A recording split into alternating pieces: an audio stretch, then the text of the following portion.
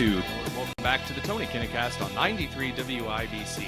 Indiana University and being really weird about sex. They go hand in hand like peanut butter and jelly, like really bad policies and really liberal universities. Joining us to chat about that today is Matt Lamb of the College Fix. How's it going, man? Good. Thanks for having me on.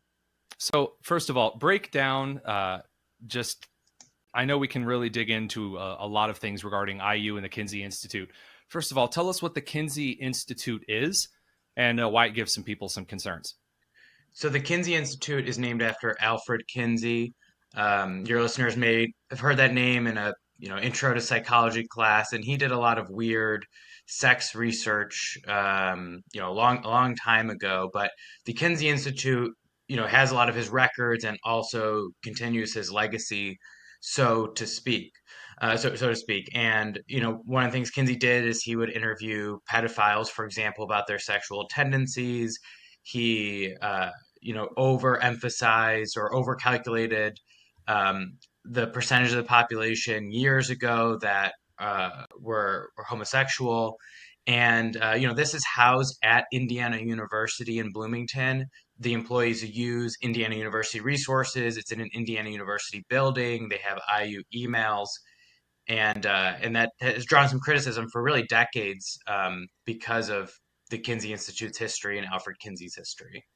Right. And especially given that some of these experiments and studies and research that came from good old Alfred led some to draw conclusions that might have come from child experimentation, possibly kind of a Pavlovian approach to if a child is touched in this way a number of times, then can you get them to respond asymptomatically? Very, very creepy stuff, right? Just really disturbing things that are associated. And the Indiana legislature agreed. So the Indiana legislature cut funding from the Kinsey Institute, and I believed threatened to cut funding from Indiana University if they continued to associate with Kinsey as part of its mainline group. Am I correct in remembering that? I don't remember if they agreed to if they were going to take away all funding, but exactly. So the budget passed last summer said that no state funds can go to supporting the Kinsey Institute.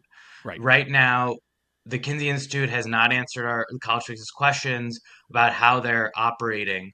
But for an article recently, we calculated that they're in an office in Lindley Hall, and that if you wanted a similar rent for about a 12-person office, which is roughly how many employees are at Kinsey, that would be about $4,000 per month. That doesn't include security provided, internet, other amenities that come with being in a university building. And the building is still open, so they have to be getting the money from somewhere.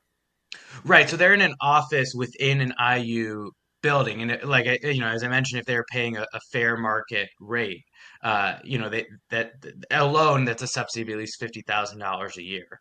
So Absolutely. what the university is doing is the university, which is publicly funded, said the university is going to set up a nonprofit entity to absorb some of the costs. How that doesn't violate the clear language of the law is unclear. And every time we've asked Kinsey, they basically defer to the university for comment, who won't respond. Obviously, university attorneys who are paid for by taxpayers setting up an entity and running it in some fashion violates the law, and that's what conservative groups were critical of the Kinsey Institute for, as we covered recently at the College Fix. Absolutely. We're on with Matt Lamb of the College Fix talking about an article by Hudson Crozier of the University of North Texas